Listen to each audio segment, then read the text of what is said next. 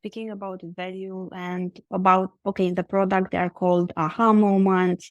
How do you make sure that you nail that value, and how do you find the real one, not necessarily the one that is sometimes disclosed in the first onboarding? Usually, I find that it's one thing they say, but there are actually other things that are important.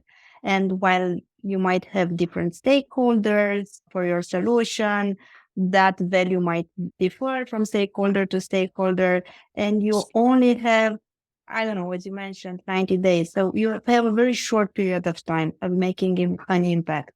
How do you nail that value?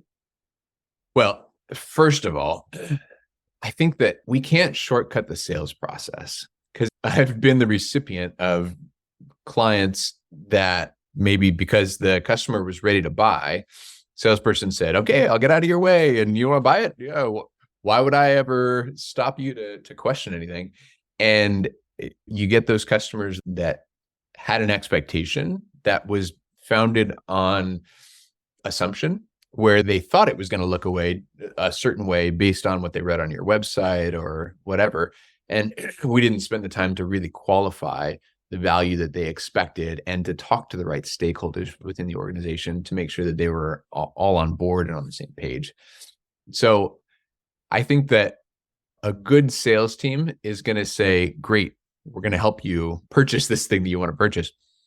Before we get moving, let's just also make sure we get all the right stakeholders in a room and make sure that they understand how much value we can drive within your organization, and also what's going to be required of you in order to get there. It's harder to get a salesperson to be excited about that.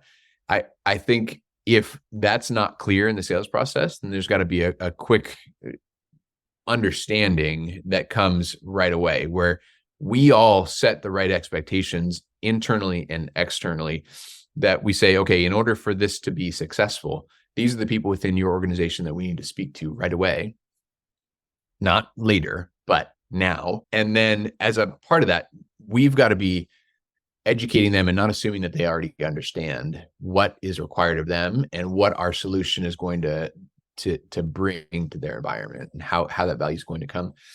So that's a big piece of it. But once you've gotten to, I would say in the first 90 days is not the right time for this, but as you're maybe halfway into your renewal cycle, you should be having a very frank conversation with the economic buyer, the person who's going to be responsible for getting this renewal approved within the organization. We as customer success team members are often hesitant to ask the question, how do you justify this platform to your finance team?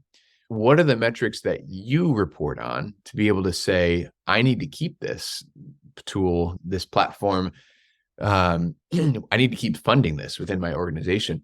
And I think we're afraid to ask the question because sometimes we're afraid of what the answer is going to be. But I'll tell you, better to find out halfway through the renewal cycle that maybe we're not hitting those metrics, and find out what it is they care about as far as value back to the organization early, so that we can actually orient around that thing and then uncover more areas of value for their organization, so that we're not speaking our language. Hey, this is the value that our customers typically see, but we're speaking their language. When you said this was important, we were able to put things into place to be able to get you the value that you expected from our platform.